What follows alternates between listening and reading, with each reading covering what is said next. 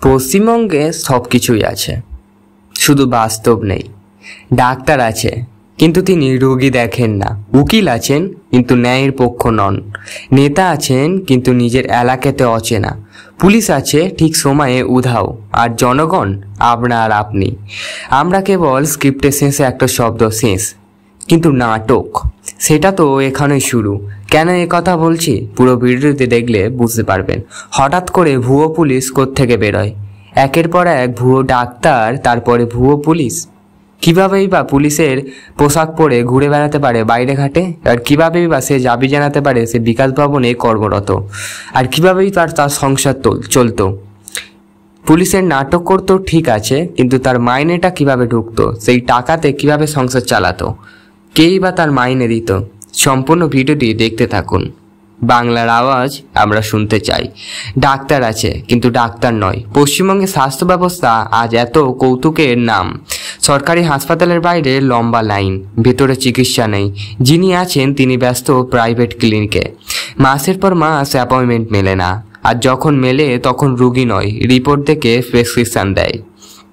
যেন রুগীর শরীর নয়, একটা এক্সেল সিট চিকিৎসা পাচ্ছে।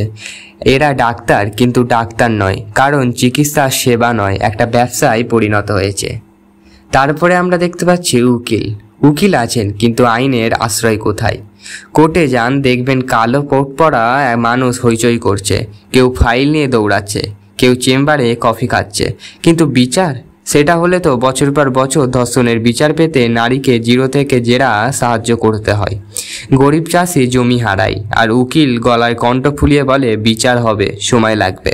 এরা উকিল কিন্তু ন্যায় বিচারের কণ্ঠ নয়, শুধু একটা সিস্টেমের অচল চাকা ঘোরাচ্ছে। নেতা আছে কিন্তু পাড়ার কেউ চেনেন না। যে নেতার নামে কাটমানি চলে, গরিবদের ঘর থেকে উঠে আসে যায় ভাতা রেশন, সেই নেতাই এলাকায় গেলে সবাই চোখ নামিয়ে রাখে। বিপদে ফোন করলে ব্যস্ত, ইভেন্টে ডাকলে উপস্থিত। পোস্টারে বড় মুখ, বাস্তবে ছোট মুখ। এরা নেতা কিন্তু নেতৃত্ব নেই কোনো জবাবদাহিতা। এই বক্তব্যটা সমস্ত নেতাদের ক্ষেত্রে নয়। অনেক নেতা আছে প্রচুর পরিমাণে কাজ করে, আর কিছু নেতা আছে তারা কাজ করে না। আমাদের মাননীয় বন্দ্যোপাধ্যায় বেশ কিছু ভালো কাজও করেছে। গ্রাম বাংলার স্কুল, রাস্তাঘাট, জল, অনেক কিছুই ভালো কাজ করেছে। তার সাথে করেছে নারী শিক্ষার উদ্যোগে, কিন্তু তার আমলে কিছু অনৈতিক বিচার হয়েছে। নারীরা সঠিকভাবে রাস্তায় চলাফেরা করতে পারছে না, সমস্ত মিলিয়ে মিশিয়ে। পুলিশ আছে কিন্তু কোথায়? বাইক চুরি হলে থানায় গেলে বলে ডায়েরি করে যান, নির্যাতনের শিকার হলে বলে প্রমাণ দিন। যখন ধর্ষণ হয় তখন পুলিশ আসে মিডিয়া আসার পরে। যখন দুর্নীতি হয় তখন পুলিশকে নির্দেশ দেয় রাজনৈতিক অফিস। এই পুলিশ কার? জনগণের না শাসকের? তাদের অস্ত্র আছে কিন্তু সুরক্ষা নেই। তারা পুলিশ কিন্তু আইনের রক্ষা নয়। অনেক সময় হয়ে যায় তামাশার প্রহরী। শাসক দল অদ্ভুত ভাবক, এই নাটকের মূল স্ক্রিপ্টে লেখা আছে। একদল যারা ক্ষমতা থেকেও বারবার বলে আমরা জানি না, আমরা দায়ী নই, তদন্ত চলছে।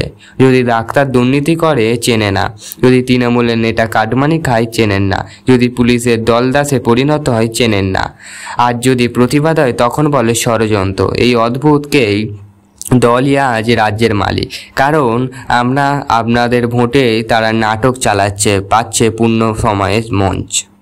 আপনাদের কি মনে হয় আমরা কিভাবে জনগণের অধিকার ফিরে পেতে পারি?